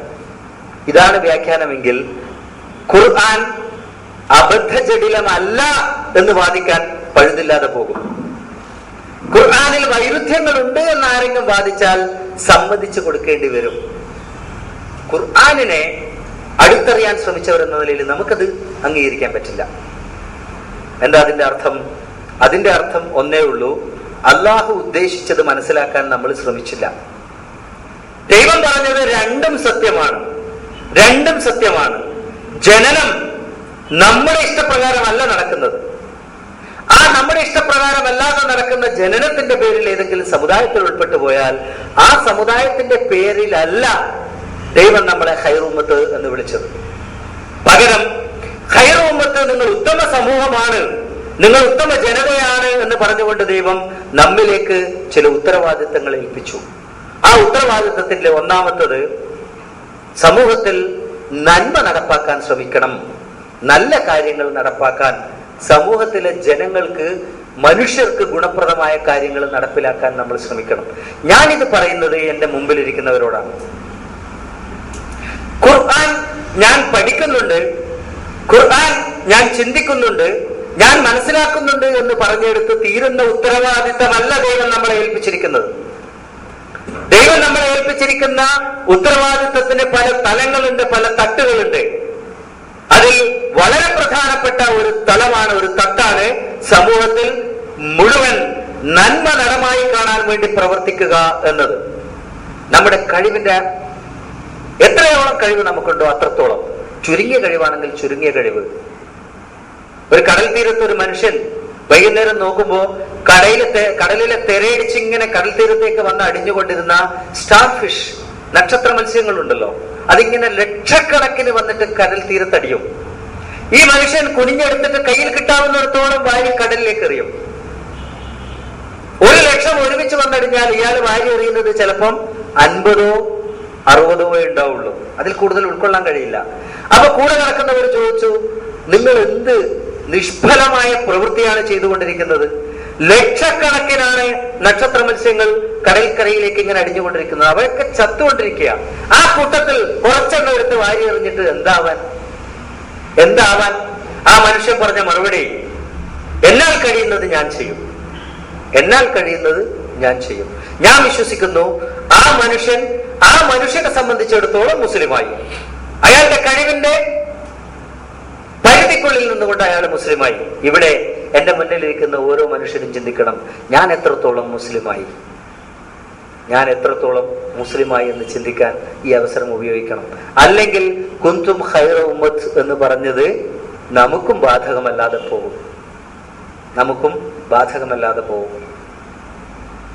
എനിക്ക് എന്റെ മുമ്പിൽ നിൽക്കുന്നവരോട് മാത്രമേ സംസാരിക്കാൻ ഉള്ളൂ എന്ന് ഞാൻ നേരത്തെ പറഞ്ഞ വിഷയമാണ്. രണ്ടാമതായി ദൈവം പറയുന്നു, ഈ സമൂഹത്തിൽ ഉള്ള പോരായ്മകൾ നികത്തണം, തിന്മകൾ ഇല്ലാതാക്കണം, ഈ ഭൂമിയിൽ വെളിച്ചം പകരണം. ഈ ഭൂമി ഒരു അന്ധകാരത്തിലാണ്. ഖുർആനിന്റെ തന്നെ പ്രയോഗമാണത്. കട്ട പിടിച്ചൊരു അന്ധകാരമാണ് ഭൂമിയിലുള്ളത്. ആ അന്ധകാരത്തിലേക്ക് വെളിച്ചം വീശണം. അന്ധകാരത്തെ നമുക്ക് തുടച്ചു നീക്കാൻ കഴിയില്ല. അന്ധകാരത്തെ മായ്ച്ചു കളയുന്ന ഒരു എറേസറും ഭൂമിയിലില്ല. പകരം അന്ധകാരത്തെ നീക്കാൻ വെളിച്ചത്തിനെ കഴിയൂ. വെളിച്ചം പരത്താൻ രണ്ട് മാർഗങ്ങളേ ഉള്ളൂ. രണ്ട് മാർഗങ്ങളേ ഉള്ളൂ. ഒന്നുകിൽ ഒരു മെഴുകുതിരിയാവുക, ഒരു കൈത്തിരിയാവുക. അല്ലെങ്കിൽ അതിന് നമുക്ക് കഴിഞ്ഞില്ലെങ്കിൽ ഒരു കണ്ണാടിയായി മാറുക, കണ്ണാടി എങ്കിലുമായി മാറുക. എന്നിട്ട് ഈ വെളിച്ചത്തെ പ്രതിഫലിപ്പിക്കുക. ഈ ഭൂമിയിലുള്ള തിന്മകളെ മുഴുവൻ നിഷ്കാസനം ചെയ്യുക എന്നത് ദൈവം ഏൽപ്പിച്ചിരിക്കുന്നത് ഖുർആനിന്റെ ബന്ധുക്കളെയാണ്, ഖുർആനിന്റെ അനുയായികളെയാണ്. കാരണം മനുഷ്യനെ സൃഷ്ടിച്ചത് ദൈവമാണെങ്കിൽ, അള്ളാഹു ആണെങ്കിൽ, ആ മനുഷ്യന് നന്മ എങ്ങനെ കൈവരുമെന്ന് പറഞ്ഞു തരാനും ഏറ്റവും യോഗ്യൻ അവന്റെ സൃഷ്ടാവാണ്. ആ സൃഷ്ടാവായ ദൈവം മനുഷ്യനോട് സംസാരിക്കുകയാണ് അവന്റെ ഗ്രന്ഥത്തിലൂടെ. ആ ഗ്രന്ഥത്തിലൂടെ അവൻ പറഞ്ഞു തരുന്നു, നിങ്ങൾ ഇങ്ങനെ ചെയ്താൽ ഭൂമിയിലുള്ള തിന്മ ഇല്ലാതാവും, നന്മ സ്ഥാപിക്കപ്പെടും. അതാണ് ഭൂമിയിൽ വെളിച്ചം പരത്തുക എന്ന് പറഞ്ഞാൽ. അല്ലാതെ വിളക്കും കത്തിച്ച് നടക്കുകയല്ല. ഭൂമിയിൽ ഖുർആൻ പരത്തുന്ന വെളിച്ചം എന്ന് പറയുന്നത് നന്മയുടെ വെളിച്ചമാണ്. ആ നന്മയുടെ വെളിച്ചം ഭൂമിയിൽ പടരുമ്പോൾ ഇല്ലാതാകുന്ന അന്ധകാരം എന്ന് പറയുന്നത് തിന്മയാണ്. അപ്പൊ നന്മയ്ക്ക് വേണ്ടി പ്രവർത്തിക്കുകയും ഒപ്പം തിന്മയെ ഇല്ലാതാക്കുകയും ചെയ്യുക. നേർക്ക് നേരെ എതിർക്കേണ്ടി വരും, ചിലപ്പം ശാരീരികമായി എതിർക്കേണ്ടി വരും എന്ന് ഞാൻ പറയുന്നില്ല, പക്ഷേ ആശയപരമായിട്ട് എതിർക്കേണ്ടി വരും ചിലപ്പോൾ. ചില സന്ദർഭങ്ങളിൽ നമ്മുടെ കൊച്ചു ഗ്രാമത്തിൽ, നമ്മുടെ കൊച്ചു നാട്ടിൽ നടക്കുന്ന ഒരു തിന്മയാണെന്ന് സ്നേഹപൂർവം, സ്നേഹബുദ്ധിയ തുറന്നു പറയാനുള്ള ബാധ്യത ഒരു ഖുർആനിന്റെ അനുയായിക്കുണ്ട് എന്ന് ഞാൻ വിശ്വസിക്കുന്നു. പലതും വരാം, പലതും സംഭവിക്കാം. ഈ സന്ദർഭത്തിൽ സ്വാഭാവികമായും കളിയാക്കപ്പെടാം, സ്വാഭാവികമായും ഒറ്റപ്പെടുത്തലുകൾ ഉണ്ടാവാം. അതൊക്കെ മുന്നിൽ കണ്ടുകൊണ്ട് തന്നെ സ്നേഹബുദ്ധിയ ഉപദേശിക്കാനുള്ള ഒരു ബാധ്യതയാണ് ദൈവം നമ്മുടെ മുന്നിൽ ഏൽപ്പിച്ചിരിക്കുന്നത്. ഈ രണ്ട് കാര്യങ്ങൾ ചെയ്യുമ്പോൾ ഉണ്ടാകുന്ന റിസൾട്ടാണ് തുഅ്മിനൂന ബില്ലാഹ്, നന്മ സ്ഥാപിക്കുക, തിന്മ ഇല്ലാതാക്കുക. അങ്ങനത്തെ ഒരു ലോകത്തെ കുറിച്ച്, ഒരു ഭൂമികയെ കുറിച്ച് നമ്മളൊന്ന് ചിന്തിച്ചു നോക്കണം. അങ്ങനത്തെ ഒരു പ്രതലത്തിൽ അസമാധാനം ഉണ്ടാവില്ല. അതാണ് ദൈവത്തിന്റെ വ്യവസ്ഥിതി ഉപയോഗിച്ചുകൊണ്ട്, ദൈവത്തെ ഉപയോഗിച്ചുകൊണ്ട് ഭൂമിയിൽ സമാധാനം നടപ്പാക്കുക എന്ന് പറഞ്ഞത്. അങ്ങനെ നടപ്പാക്കാൻ ശ്രമിക്കുന്ന ഒരു സമൂഹത്തിന് വന്നു ചേരുന്ന അവസ്ഥയാണ് ഖൈറു ഉമ്മത്ത്. അങ്ങനെ അത് പ്രാവർത്തികമാക്കുന്ന ഒരു ജനതയ്ക്ക് വന്നു ചേരുന്ന അവസ്ഥയാണ് ഖൈറു ഉമ്മത്ത്. അഥവാ ഖൈറു ഉമ്മത്തിലേക്ക് വളരണം എന്ന ഒരു പ്രചോദനമാണ് ദൈവം നമുക്ക് തരുന്നത്. അല്ലാതെ നിങ്ങൾ ഖൈറു ഉമ്മത്താണെന്നൊരു ലേബൽ നമ്മുടെ നെറ്റിയിൽ ദൈവം ഒട്ടിച്ച് തന്നിട്ടില്ല. അങ്ങനെ ദൈവം ഒട്ടിച്ചു തന്നാൽ ആ ദൈവം നീതിമാനാണെന്ന് പറയാനും കഴിയില്ല. കാരണം ദൈവമാണ് തീരുമാനിച്ചത് ഓരോ വ്യക്തിയും എവിടെ ജനിക്കണം, ഏത് കുടുംബത്തിൽ ജനിക്കണം, ഏത് ഭാഷ സംസാരിക്കണം, ഏത് ഗ്രന്ഥം വായിക്കണം, ഏത് ഗ്രന്ഥം വായിക്കുന്ന സമുദായത്തിൽ ജനിക്കണം എന്നാ ദൈവമാണ് തീരുമാനിച്ചത്. എന്നിട്ട് അതിന്റെ പേരിൽ ഏതോ ഒരു സമുദായത്തിന് ഖൈറു ഉമ്മത്ത് എന്ന ലേബൽ ഒട്ടിച്ചു കൊടുത്താൽ അതിന്റെ അർത്ഥം തന്നെ ബാക്കി സമുദായം ഒന്നും ഖൈറല്ല എന്നാണ്. അത് രണ്ടാമത് ഒട്ടിച്ചു കൊടുക്കേണ്ട ആവശ്യമില്ല, അല്ലേ? അതല്ലേ അതിന്റെ ശരി. നമ്മള് കുറെ സാധനം കൂട്ടി വെച്ചിട്ട് ഒന്നിന്റെ പുറത്ത് ശുദ്ധമാണെന്ന് എഴുതി വെച്ചാൽ എന്താ അതിന്റെ അർത്ഥം? മറ്റൊന്നും ശുദ്ധമാണെന്ന് പറയാൻ ധൈര്യമില്ല, ശുദ്ധമല്ല. അപ്പം ദൈവം ഒരു സമൂഹത്തിന് പ്രത്യേകമായിട്ട് അങ്ങനെ ഒരു സ്ഥാനം കൊടുക്കുന്നു എന്ന് പറഞ്ഞാൽ തന്നെ അതിന്റെ അർത്ഥം ദൈവം തന്നെ തീരുമാനിക്കുക, ഇന്ന സമൂഹം ഇങ്ങനെയാവണം, ഇന്ന സമൂഹം ഇന്നയാവണം, ഇത് ഇന്ന സമുദായം, ഇത് ഇന്ന സമുദായം. എന്നിട്ട് ഒരു സമുദായത്തെ ഖൈറു ഉമ്മത്ത് എന്ന് പറയാം. ഇത് പണ്ട് വേറൊരു സമൂഹം പറഞ്ഞിരുന്നു. ആ സമൂഹത്തെ ദൈവം പറഞ്ഞത് എന്താണെന്നറിയോ? വിരലിലെണ്ണാവുന്ന നാളുകൾ മാത്രമേ ഞാൻ നരകത്തിൽ കിടക്കുകയുള്ളൂ എന്ന് അവകാശപ്പെട്ട സമൂഹത്തെ കുറിച്ച് ദൈവം ചോദിച്ചു, എന്തെങ്കിലും തെളിവുണ്ടോ? ആ ചോദ്യം നമുക്കും ബാധകമാണ്, നമ്മൾ ഓരോരുത്തർക്കും ബാധകമാണ്. അല്ലാതെ പണ്ട് മരിച്ചുപോയ ഏതോ ജനങ്ങളോട് ചോദിച്ച ചോദ്യമല്ല, നമുക്കും ബാധകമാണ്. ഞാൻ പറഞ്ഞു വരുന്നത്, ഖൈറു ഉമ്മത്താവാൻ വേണ്ടി പരിശ്രമിക്കാതെ മുസ്ലിം ആവാൻ കഴിയില്ല. അഥവാ മുസ്ലിം ആവുക എന്ന് പറയുന്നത് ഒരു സ്ഥാനചലനമല്ല, പകരം ഒരു മാനസികമായ വ്യതിയാനമാണ്. മനസ്സുകൊണ്ടുള്ള ഒരു വ്യതിയാനമാണ് യഥാർത്ഥത്തിൽ ആദ്യം സംഭവിക്കേണ്ടത്. രണ്ടാമത്, ആ മനസ്സുകൊണ്ടുള്ള വ്യതിയാനത്തിലൂടെ ആർജിച്ചെടുക്കുന്ന ഒരു മാനസിക ഔന്നത്യത്തെ ഭൂമിയിൽ നടപ്പാക്കലാണ് യഥാർത്ഥത്തിൽ ഇസ്ലാം. അതിനുവേണ്ടി പരിശ്രമിക്കാൻ നമുക്ക് ബാധ്യതയുണ്ട്. കദാലിക ജഅൽനാകും ഉമ്മതൻ വസതൻ ലിതകൂനു ശുഹദാ അലന്നാസി വയകൂന റസൂലു അലൈക്കും ഷഹീദ. വ്യക്തമായി ദൈവം അത് നമ്മുടെ മുമ്പിൽ വ്യക്തമാക്കി തന്നു. എങ്ങനെ പ്രവർത്തിക്കണം? നമ്മുടെ മുമ്പിൽ ഒരു റസൂലുണ്ട്. വയക്കൂന റസൂൽ അലൈക്കും ഷഹീദ. റസൂൽ ഉണ്ടായിരുന്നു എന്നല്ല, ഒരു റസൂൽ ഉണ്ട് നമ്മുടെ മുമ്പിൽ. യക്കൂന റസൂൽ അലൈക്കും ഷഹീദ. നിങ്ങളെ ഒരു മധ്യമ സമുദായം, ഒരു മീഡിയേറ്റർ ആക്കി മാറ്റിയിരിക്കുന്നു ദൈവം. ഉമ്മത്തൻ വസത്തൻ. എന്താ ഡ്യൂട്ടി? നിങ്ങളിലേക്ക് റസൂൽ എന്താണോ തന്നത് അത് ശുഹദാ അലന്നാസ്, അത് ജനങ്ങളിലേക്ക് എത്തിച്ചു കൊടുക്കണം. നമുക്കറിയാം, റിസാലത്ത് അതാണ് റസൂൽ. ആ റിസാലത്ത് ഇന്നും സമൂഹത്തിന്റെ മുമ്പിലുണ്ട്. അത് മരിച്ചു പോയിട്ടില്ല, അത് മരിക്കുകയുമില്ല.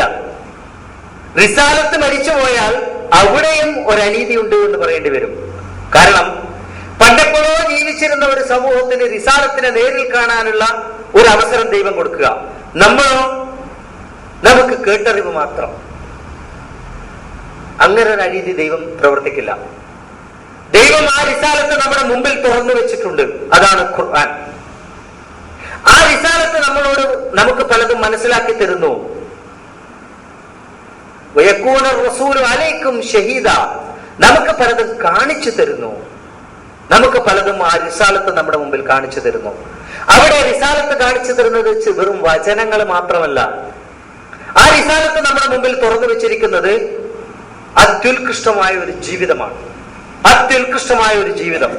ആ ജീവിതം റിസാലത്തിൽ നിന്ന് കൈപ്പറ്റിക്കൊണ്ട് അത് സമൂഹത്തിന് പകർന്നു കൊടുക്കുക എന്ന മീഡിയേറ്ററുടെ റോളാണ് കദാലിക ജഅൽനാകും ഉമ്മതൻ വസതൻ ലിതകൂനു ശുഹദാ അലന്നാസി വയകൂന റസൂലു അലൈക്കും ഷഹീദ എന്ന് പറഞ്ഞതിലൂടെ ദൈവം നമ്മളെ ഏൽപ്പിച്ചിരിക്കുന്നത്. അങ്ങനെ പ്രവർത്തിക്കുന്നവരെയാണ് കുന്തും ഖൈറു ഉമ്മത്ത് എന്ന് ദൈവം പറഞ്ഞത്. ഇവിടെ ആ റിസാലത്താണ് മെഴുകുതിരിയെങ്കിൽ കണ്ണാടിയായി മാറാൻ നമുക്ക് കഴിയണം. ആ റിസാലത്ത് ഇന്നും വെളിച്ചം പകർന്നുകൊണ്ടിരിക്കുകയാണ് ഭൂമിയിൽ. അതിൽ അന്തമില്ലാത്ത വെളിച്ചം അതിനകത്തുണ്ട്. ആ വെളിച്ചത്തിന് ഒരവസാനമില്ല. അത് കണക്കാക്കാൻ ആർക്കും കഴിയാത്തത്രയും വെളിച്ചം അതിനകത്തുണ്ട്. ആ വെളിച്ചം ഉൾക്കൊള്ളുക എന്ന ദൗത്യം നമ്മുടേതാണ്. അതിനുള്ള ഉത്തരവാദിത്വം നമ്മുടേതാണ്. അത് ഉൾക്കൊണ്ടുകൊണ്ട് ഒരു കണ്ണാടിയെ പോലെ അത് ഉൾക്കൊണ്ടുകൊണ്ട് പ്രതിഫലിപ്പിക്കുക സമൂഹത്തിലേക്ക്. സമൂഹം മുഴുവൻ കാണട്ടെ, സമൂഹം മുഴുവൻ അത് ഉൾക്കൊള്ളട്ടെ, സമൂഹം മുഴുവൻ മാറട്ടെ, സമൂഹം മുഴുവൻ സംസ്കരിക്കപ്പെടട്ടെ. അതിനു വേണ്ടിയുള്ള ഒരു ഉത്തരവാദിത്വമാണ് ദൈവം നമ്മെ ഏൽപ്പിച്ചിരിക്കുന്നത്. അതുകൊണ്ട് അങ്ങനെ ചെയ്യുന്നവൻ ഖൈറു ഉമ്മത്തായിരിക്കും. അങ്ങനെ ചെയ്യുന്നവൻ ഒരുത്തനായാൽ പോലും ഖൈറു ഉമ്മത്തായിരിക്കും. ഇബ്രാഹിമിനെ കുറിച്ച് അല്ലാഹു പറഞ്ഞു, ഉമ്മത്തായിരുന്നു ഇബ്രാഹിം. ഒറ്റയാൾ ചെയ്താലും ആ ആൾ ഉമ്മത്തായിരിക്കും. ഒരു പ്രസ്ഥാനത്തിന് തുല്യമായിരിക്കും, ഒരു ജനതയ്ക്ക് തുല്യമായിരിക്കും ആ മനുഷ്യൻ ഒറ്റയ്ക്കത് ചെയ്താലും. കാരണം ദൈവം ഭൂമിയിലേക്ക് മനുഷ്യർക്ക് വേണ്ടി തന്നിരിക്കുന്ന വെളിച്ചത്തെ പ്രതിഫലിപ്പിക്കുക എന്നതിനേക്കാളും വലിയ ഒരു ദൗത്യം, അതിനേക്കാളും വലിയൊരു മേന്മ നേരിടാനുണ്ടോ? അതിനേക്കാളും വലിയൊരു മേന്മ നേടാനുണ്ടോ? ചിന്തിച്ചു നോക്കണം നമ്മുടെ ബുദ്ധി ഉപയോഗിച്ച്. ആ മേന്മക്ക് ദൈവം കൊടുത്ത സർട്ടിഫിക്കറ്റ് ആണ് ഖൈറു ഉമ്മത്ത്. ആ മേന്മക്ക് നമ്മുടെ ഉത്തരവാദിത്തങ്ങൾ കൂടിക്കൂടി വരികയാണെന്ന് അറിയണം. ഇത്രയൊന്നും ബുദ്ധിമുട്ടില്ലായിരുന്നു ഇത്രയും കാലം ജീവിച്ച സമൂഹത്തിന്റെ കൂടെ ജീവിക്കാൻ. എളുപ്പമായിരുന്നു, വളരെ എളുപ്പമായിരുന്നു.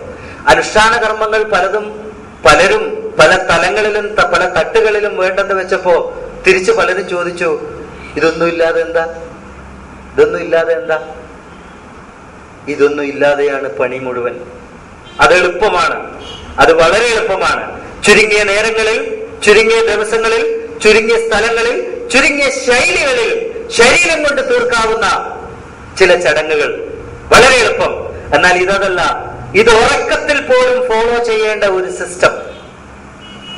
ഫോളോ ചെയ്താൽ മാത്രം പോരാ, ആ ഫോളോ ചെയ്യുന്നതിനെ മറ്റുള്ളവരിലേക്ക് എത്തിച്ചു കൊടുക്കാനുള്ള ബാധ്യതയും കൂടി ദൈവം ഏൽപ്പിച്ചിരിക്കുക. പക്ഷെ എനിക്ക് സംശയമുണ്ട് നമ്മൾ പോലും അത് കണ്ടെത്തിയോ എന്ന്. പണ്ടൊരു പയ്യൻ ഒരു ക്രൂസ് ഷിപ്പില് അദ്ദേഹത്തിന് ആരോ ഒരു ടിക്കറ്റ് സമ്മാനം കൊടുത്തു. ക്രൂസ് ഷിപ്പ് എല്ലാവർക്കും അറിയാമല്ലോ, കടലിലൂടെ ടൂറിസ്റ്റുകളെയും കൊണ്ട് പ്രത്യേക സ്ഥലങ്ങളിലേക്ക് സഞ്ചരിക്കുന്ന കൃത്യമായ ദിവസങ്ങളുള്ള യാത്ര ചെയ്യുന്ന ഒരു ഷിപ്പിനാണ് ക്രൂസ് ഷിപ്പ് എന്ന് പറയാം. അതിനകത്ത് അവർക്ക് ആസ്വദിക്കാനുള്ള പല കാര്യങ്ങളൊക്കെ ഉണ്ടാവും. ഇവനെ സമ്മാനം കിട്ടിയതാണ് ടിക്കറ്റ്. ഇവൻ ഈ ടിക്കറ്റുമായി കയറി കഴിഞ്ഞ ഉടനെ ഒറ്റ റിക്വസ്റ്റേ പറഞ്ഞുള്ളൂ ക്യാപ്റ്റനോട്, എനിക്ക് ഏതെങ്കിലും സൈഡിലുള്ള ഒരു റൂം തരണം, എല്ലാം കണ്ടാസ്വദിക്കാൻ വേണ്ടി. ക്യാപ്റ്റൻ പറഞ്ഞു, നീ പയ്യനല്ലേ, ആയിക്കോട്ടെ, നീ സൈഡിലുള്ള റൂം എടുത്തോ. അവൻ പോയി ആ റൂമിനകത്തിരുന്നു, മുഴുവൻ കാഴ്ചകളും കണ്ട് ആസ്വദിച്ചു. ഒരാഴ്ചക്ക് ശേഷം ട്രിപ്പ് അവസാനിച്ചു. തിരിച്ച് വെളിയിൽ വന്നപ്പോൾ ക്യാപ്റ്റൻ ചോദിച്ചു, എങ്ങനെയിരുന്നു ട്രിപ്പ്? ഭംഗിയായിരുന്നു, വളരെ നല്ല ട്രിപ്പായിരുന്നു. ഞാൻ കടല് കണ്ടു, കടലിനകത്ത് ചാടിക്കളിക്കുന്ന മത്സ്യങ്ങളെ കണ്ടു, മറ്റു വലിയ കപ്പലുകളെ കണ്ടു, കരകൾ കണ്ടു, വലിയ സന്തോഷമായി. രാവും പകലും കടലിൽ ചെലവഴിച്ചതിന്റെ എന്റെ മാനസികമായ ആ ഒരു സംതൃപ്തി എന്നെ വല്ലാത്തൊരവസ്ഥയിലെത്തിച്ചു. പക്ഷെ ഒരു കാര്യം മാത്രം ശരിയായില്ല. എന്താന്ന് വെച്ചു, ഞാൻ കരുതിയ ആ ഉണക്ക റൊട്ടി മാത്രമേ എന്റെ കയ്യിലുണ്ടായിരുന്നുള്ളൂ കഴിക്കാൻ. നല്ല റൊട്ടി വാങ്ങാൻ കഴിയില്ലല്ലോ, കടലിന്റെ നടുക്കല്ലേ, വേറെ ഇല്ലായിരുന്നു. അപ്പൊ ക്യാപ്റ്റൻ പറഞ്ഞു, ഹേ മനുഷ്യ, തന്റെ കയ്യിലിരിക്കുന്ന ടിക്കറ്റിൽ എഴുതിയിട്ടുണ്ട് തന്റെ ഭക്ഷണം ഫ്രീ ആണ്. ഈ ക്രൂസ് ഷിപ്പിനകത്ത് 4 റെസ്റ്റോറന്റ് ഉണ്ട്. എവിടെ കയറിയിരുന്നു നിനക്ക് ഭക്ഷണം കഴിക്കാമായിരുന്നു, എന്ത് ഭക്ഷണം വേണമെങ്കിലും കഴിക്കാമായിരുന്നു. നല്ലത് കഴിക്കാം, ചീത്തയും കഴിക്കാം, എന്ത് വേണമെങ്കിലും കഴിക്കാം. അതിനുള്ള നിർദ്ദേശങ്ങളും അതിനകത്ത് തന്നിട്ടുണ്ട്. പക്ഷെ നീ വായിച്ചില്ല, നീ മനസ്സിലാക്കിയില്ല. ഇത് വെറും അതിനകത്ത് കയറാനുള്ള ഒരു ടിക്കറ്റും തന്റെ കയ്യിലുള്ള വിഭവങ്ങൾ മാത്രം ഉപയോഗിച്ചുകൊണ്ട് നീ യാത്ര ചെയ്തിട്ടുണ്ടെങ്കിൽ ആ അവസ്ഥയിൽ നമ്മൾ ആയി പോകാതിരിക്കാൻ ചിന്തിക്കണം. ഖുർആൻ മനസ്സിലാക്കി എന്നും പറഞ്ഞ് ഖുർആനിന്റെ ഭാഗത്തേക്ക് ചാഞ്ഞിട്ടുണ്ടെങ്കിൽ ഖുർആനിൽ നിന്ന് വിഭവങ്ങൾ ഉൾക്കൊള്ളണം. കുലു വശ്റബു, കുലു വശ്റബു. അതിനകത്ത് നിന്ന് ധാരാളമായി ഭക്ഷിക്കണം, ധാരാളമായി കുടിക്കണം. എവിടെ? അവിടെയാണ് എനിക്ക് സംശയം. അവിടെയാണ് എനിക്ക് നമ്മളെ തന്നെ സംശയം. മറ്റുള്ളവരെ അല്ല എനിക്ക് സംശയം, നമ്മളെയാണ് എനിക്ക് സംശയം. വളരെയേറെ മാറേണ്ടിയിരിക്കുന്നു. ഇത് തിരിച്ചറിയാതെ നമുക്ക് മുമ്പോട്ട് പോകാൻ കഴിയില്ല. ഇങ്ങനെ ജീവിക്കണം എന്നതൊരു രീതി, എങ്ങനെയും ജീവിക്കാം എന്ന് മറ്റൊരു രീതി. 2 രീതികളേ ഉള്ളൂ ഭൂമിയിൽ. ഇങ്ങനെ ജീവിക്കണം, അല്ലെങ്കിൽ എങ്ങനെയും ജീവിക്കാം. ഇങ്ങനെ ജീവിക്കണമെന്ന് പറഞ്ഞു തരാൻ ഉത്തമനാരാണ്? ചിന്തിക്കണം. ഇങ്ങനെ ജീവിക്കണമെന്ന് പറഞ്ഞു തരാൻ ഉത്തമൻ അതിന്റെ സൃഷ്ടാവാണെങ്കിൽ എങ്ങനെ ജീവിക്കണമെന്ന് അവൻ തന്ന ഗ്രന്ഥത്തിൽ നിന്ന് പഠിച്ചെടുക്കണം. ഖുർആനിന് വേണ്ടി വാദിച്ചാ പോരാ. ഖുർആനിന് വേണ്ടി നിലകൊള്ളലല്ല നമ്മുടെ ബാധ്യത. ഖുർആനിന് വേണ്ടി വാദപ്രതിവാദങ്ങൾ നടത്തലല്ല നമ്മുടെ ബാധ്യത. ഖുർആനിന് വേണ്ടി മറ്റുള്ളവരെ തോൽപ്പിക്കലുമല്ല നമ്മുടെ ബാധ്യത. ഖുർആൻ ഒരാളെയും തോൽപ്പിക്കാൻ വന്നതല്ല. പകരം ഖുർആൻ ഭൂമിയിൽ നന്മ പ്രസരിപ്പിക്കാൻ വന്നതാണ്. നന്മ പ്രസരിപ്പിക്കലാണ് നമ്മുടെ ബാധ്യത. ഇതിനകത്ത് ഉറങ്ങിക്കിടക്കുന്ന അക്ഷരങ്ങളല്ല നന്മ പ്രവർത്തിക്കാൻ പോകുന്നത്, നന്മ പ്രസരിപ്പിക്കാൻ പോകുന്നത്. ആ അക്ഷരങ്ങളെ ഉൾക്കൊണ്ട് ജീവിക്കുന്ന ഖുർആനുകളാണ് ഭൂമിയിൽ നന്മ പ്രസരിപ്പിക്കേണ്ടത് എങ്കിൽ ആ ജീവിക്കുന്ന ഖുർആനുകളായി മാറാനുള്ള ദൈവത്തിന്റെ ആഹ്വാനമാണ് കുന്തും ഖൈറ ഉമ്മത്ത് എന്ന് പറഞ്ഞ പ്രയോഗം. വളരെ വലിയ ബാധ്യതയാണത്, വളരെ വലിയ ഉത്തരവാദിത്തമാണ് എന്ന് മനസ്സിലാക്കണം. ഇവിടെയാണ് വിവേകാനന്ദൻ പറഞ്ഞതിന്റെ പ്രസക്തി. മറ്റുള്ളവർക്ക് വേണ്ടി ജീവിക്കുക, മറ്റുള്ളവർക്ക് വേണ്ടി ജീവിക്കാനാണ് ഖുർആനും പറയുന്നത്. ഉഖ്രിജത് ലിന്നാസ് ലിതകൂനു ശുഹദാ അലന്നാസ്. തീരുന്നില്ല, പിന്നൊരു സ്ഥലത്ത് പറഞ്ഞു അൻതുമുൽ അഅലൂന ഇൻ കുൻതും മുഅ്മിനീൻ. വ്യക്തമായി കണ്ടീഷണലായിട്ട് പറഞ്ഞു ദൈവം. അൻതുമുൽ അഅലൂന, നിങ്ങൾ ഉന്നത സ്ഥാനീയരാണ്, ഉന്നതരാണ്, ഉന്നതമായ ഒരിടത്താണ് നിങ്ങൾ ഇരിക്കുന്നത്. എങ്ങനെയെങ്കിൽ അൻതുമുൽ അഅലൂന ഇൻ കുൻതും മുഅ്മിനീൻ, നിങ്ങൾ ഭൂമിയിൽ സമാധാനം സ്ഥാപിക്കാൻ തയ്യാറാണെങ്കിൽ, സമാധാനത്തിന് വേണ്ടി പ്രവർത്തിച്ചവരാണെങ്കിൽ, അമ്നിന് വേണ്ടി പ്രവർത്തിച്ചവരാണെങ്കിൽ, അമ്ന് സമൂഹത്തിനെ പ്രദാനം ചെയ്യാൻ തയ്യാറായവരാണെങ്കിൽ അൻതുമുൽ അഅലൂന. ഇത് വേറെ ആരും വിശദീകരിക്കേണ്ട, ദൈവം തന്നെ പറഞ്ഞു ആ വാക്കിൽ. നിങ്ങൾ ഉന്നതരാണ്, പക്ഷെ എപ്പോ? നിങ്ങൾ സമാധാനത്തിന് വേണ്ടി പ്രവർത്തിക്കുമ്പോൾ. ഞാൻ വിശ്വസിക്കുന്നു ആ ഒരു അവസ്ഥയിലേക്ക് മാറിയാൽ ഒരു ഖുർആൻ വിശ്വാസിക്ക് 2 തലത്തിലുള്ള ബാധ്യതകൾ വന്നു ചേരും. 2 തലത്തിലുള്ള ബാധ്യതകൾ വന്നു ചേരും. ഒന്ന്, ഈ സമൂഹത്തിന് മുഴുവൻ അത്താണിയായി തീരാനുള്ള ബാധ്യത നമ്മളിൽ ഏൽപ്പിച്ചിരിക്കുകയാണ് ദൈവം. അത് ചെറിയ പണിയൊന്നുമല്ല. നമ്മുടെ പ്രദേശങ്ങളിൽ പട്ടിണിയിരിക്കുന്നവർ, നമ്മുടെ പ്രദേശങ്ങളിൽ വീടില്ലാത്തവർ, നമ്മുടെ പ്രദേശങ്ങളിൽ രോഗിയായിരിക്കുന്നവർ, നമ്മുടെ പ്രദേശത്ത് ബുദ്ധിമുട്ടുന്നവർ, കഷ്ടപ്പെടുന്നവർ, സമൂഹത്തിന്റെ താഴെത്തട്ടിലിരിക്കുന്ന അധകൃതരെന്നോ ഒക്കെ നമ്മൾ വിളിക്കുന്ന വിഭാഗമില്ലേ, ആ വിഭാഗത്തിന് അത്താണിയാവേണ്ടവനാണ് മുസ്ലിം.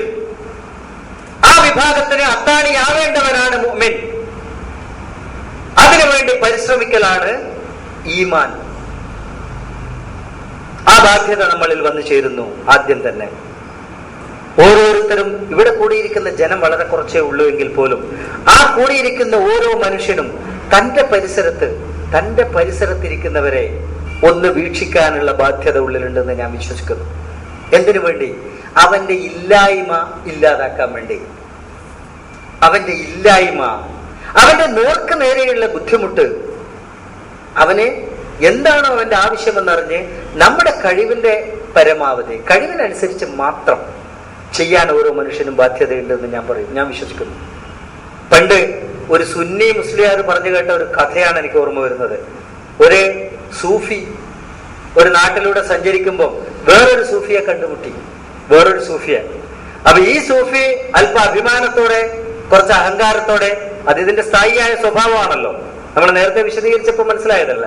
ആ അഹങ്കാരത്തോടെ ഈ മനുഷ്യൻ പറഞ്ഞു, ഞാൻ എപ്പോഴെങ്കിലും എന്തെങ്കിലും കിട്ടിയാൽ കഴിക്കും ഭക്ഷണം.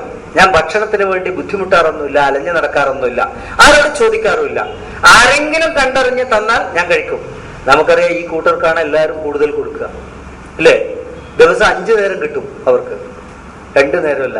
അതിന്റെ അർത്ഥം ആരെങ്കിലും തന്നാൽ കഴിക്കും എന്ന് പറഞ്ഞാൽ ഇയാൾ 5 നേരവും കഴിക്കേണ്ടി വരും. അതാണ് അയാളുടെ അവസ്ഥ. അപ്പൊ പെട്ടെന്ന് കേൾക്കുമ്പോ എല്ലാവർക്കും തോന്നും, എന്തൊരു നല്ലൊരു മനുഷ്യൻ, ഭക്ഷണത്തോട് യാതൊരു ആർത്തിയുമില്ല, ഒരു സ്വാർത്ഥതയുമില്ല, ഭക്ഷണത്തിന് വേണ്ടി തനിക്ക് വേണ്ടി ഒന്നും അയാൾ ചെയ്യുന്നില്ല, അയാൾ ചെയ്യുന്ന മുഴുവൻ സമൂഹത്തിന് വേണ്ടിയാണെന്ന് ചിന്തിക്കും. ഇത് കേട്ട ഉടനെ മറ്റേ സൂഫി പറയാണ്, എന്റെ നാട്ടിലെ പട്ടികളുടെ സ്വഭാവമാണിത്. എന്റെ നാട്ടിലെ പട്ടികളുടെ, അതും ആരോടും ഒന്നും ചോദിക്കാറൊന്നുമില്ല, ഭക്ഷണത്തിന് വേണ്ടി പ്രത്യേകമായിട്ട് അത് അധ്വാനിക്കാറൊന്നുമില്ല, ആരെങ്കിലും കൊടുത്താലും കഴിക്കും. ഇയാൾ ഞെട്ടിപ്പോയി. ഇയാൾ ചോദിച്ചു, എന്താ നിങ്ങൾ അങ്ങനെ പറഞ്ഞത്? അല്ല, എനിക്കും ഇതുപോലെ ആരെങ്കിലും തന്നാൽ ഞാൻ കഴിക്കും, പക്ഷെ കഴിക്കുന്നതിന് മുമ്പ് പട്ടിണിയിരിക്കുന്ന മറ്റാർക്കെങ്കിലും പകുതി കൊടുക്കും.